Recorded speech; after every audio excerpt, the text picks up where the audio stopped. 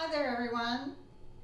Today I'm going to make some buttermilk biscuits, but I'm going to do cheddar buttermilk biscuits. I have some leftover buttermilk that I want to utilize, and so I'm going to show you how to make these really delicious biscuits that have cheddar cheese and green scallions. You can use parsley as well, but today I'm going to use green scallions. So I think you'll really enjoy this because it's something different.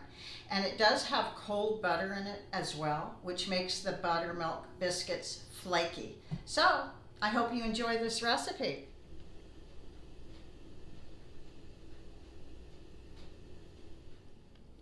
So you'll want to preheat your oven to 425. So the first thing you want to do is get your 2.5 cups of all-purpose flour. You're going to have a tablespoon of baking powder, a half a teaspoon of baking soda, 1 teaspoon of garlic powder, and a teaspoon of salt. And you're going to put it in a bowl. And what you're going to do is you're going to whisk everything together before you do anything. So the idea is to get everything combined, like your baking powder and salt, everything, so it's all incorporated together. And once you're done with mixing that together, you're going to get your half a cup of cold butter, and you want to cut this up in cubes. And like I said, it's got to be cold. You're just going to cut it up in small cubes, and you're going to add it to your bowl. And just kind of like what I'm doing, any way you want. Just make sure it's cut up in cubes. And you're going to put the whole thing in your bowl.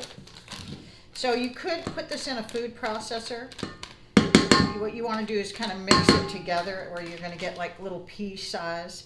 I'm going to go put it in my mixer because I don't want to get 2 bowls dirty. So I'm going to go to the mixer. I kind of just mixed it together. I didn't really pulse it very much. So now I'm going to put my cheddar cheese in. It's a cup of cheddar cheese.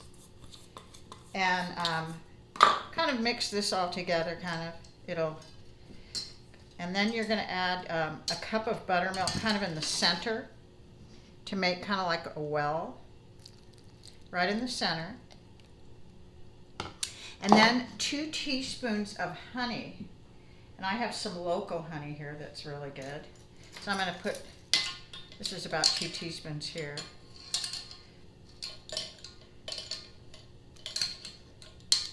And now I'm going to go over to the mixer, and I'm going to use my dough hook instead of manually doing this. Okay, so I'm actually going to use my spatula first, and I don't think I'm going to go over to the mixer. I don't need to, because you don't want to over mix this. I was thinking I would use a dough hook to kind of do this a little bit, but I'm not going to.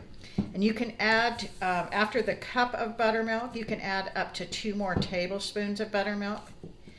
So I'm going to do that. I'm going to add 2 more tablespoons of buttermilk. There we go. We're just going to kind of incorporate all this. And it's going to be a shaggy dough.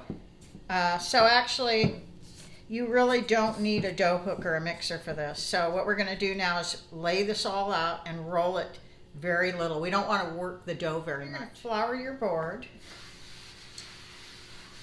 And then you're going to take your dough and just roll it all out on here.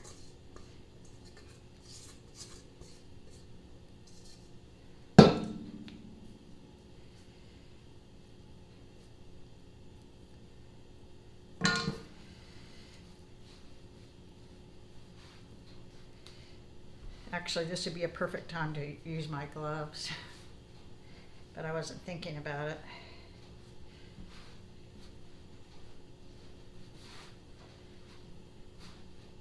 So you're just going to bring the dough together, and the best way to keep this flaky is to kind of like fold over, like make like a rectangle as much as you can, and then just fold over. And what it does is it makes layers with that butter. It doesn't have to be pretty. It's shaggy, there's no question about it. It's just kind of a shaggy mess here, which is fine. That's just the way you make biscuits that are flaky. So you can just keep folding, and then you can start. You don't even really need a rolling pin if you don't want one. but I'm going to probably get one just to roll it out, kind of a thick roll, like a rectangle. Okay, so I got a rolling pin, and there are times that I don't even use a rolling pin to do biscuits. Sometimes I just don't need it. But I'm going to use one here. So it depends on if you want really thick biscuits, if you want medium or thin, and if you want really thick biscuits, then you really don't need to roll it out much, because this would make it really thick. But I'm going to roll it out a little more because I don't really like real tall, thick biscuits like a lot of people do. I kind of like them on the thinner side to the medium. But here is where you can fold it in half, and those layers of butter is what makes it flaky like this. And you can keep doing that as much as you want, but I've folded this enough that it's going to be just fine. So just make sure you have enough flour on the bottom so it doesn't stick. And once you get the thickness that you want of your biscuits, then you're just going to start cutting your biscuits with your biscuit cutters. And I have a iron skillet, and I greased it, and that's how I like to do my biscuits, in a iron skillet. But you can put them in a baking pan any way you want. I've done both. So this is kind of, if I were to do it like this, it would still come out pretty thick. So I'm going to roll it out a little more. It's all your preference.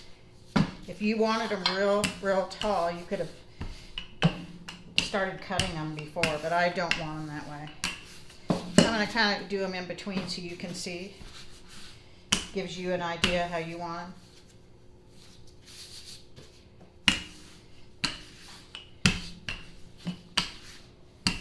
Okay, so I'm going to, and they say not to twist them.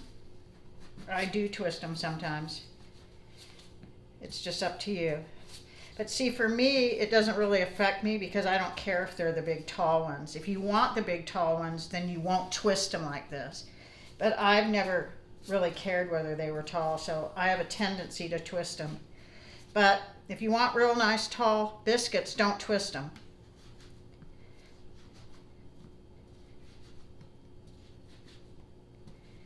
So we'll just start putting them in the pan. I'm not sure how many will fit. And these will be crispy on the bottom. That's why I greased this a little more than some people would. You just place them right next to each other. And the oven has been preheating for about 20 minutes or 25 minutes at 425. So these should go anywhere from, like, say 13 to 15 minutes, depending on your oven, or it could go to 22 minutes. My oven is a gas oven, so sometimes it bakes a little faster. So we're going to go put this in the oven right now. This recipe has a topping for these biscuits, which is 2 tablespoons of butter and like a teaspoon of either dried parsley or whatever you have. I don't have dried. I have just fresh that I've ground up to be about a teaspoon. And then you want a 1/4 teaspoon of garlic powder, and I'm not going to really measure it. I'm just going to sprinkle a little bit in there, just like that. And what you want to do is, this is going to be kind of mixed together. And when the biscuits come out of the oven, you're going to brush the tops of them with this. It gives it that extra kind of a garlic butter flavor to enhance the cheddar biscuits.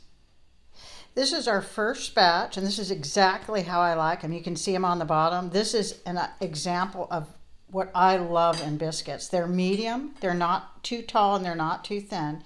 And here is our butter and parsley with a little bit of garlic powder. We're going to top them like this, just like that.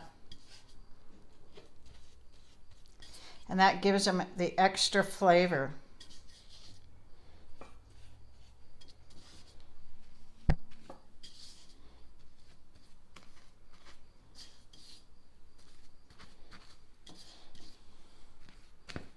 So this is our very first batch, and we've got probably another 8 biscuits or 10.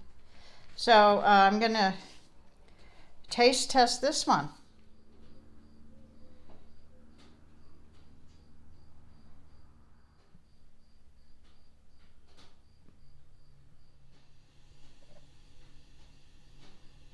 Okay, here they are.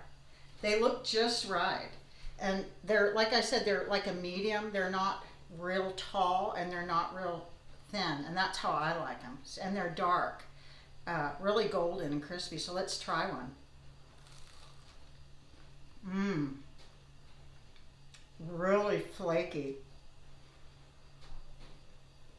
Really good. I can taste the garlic powder and the butter on top.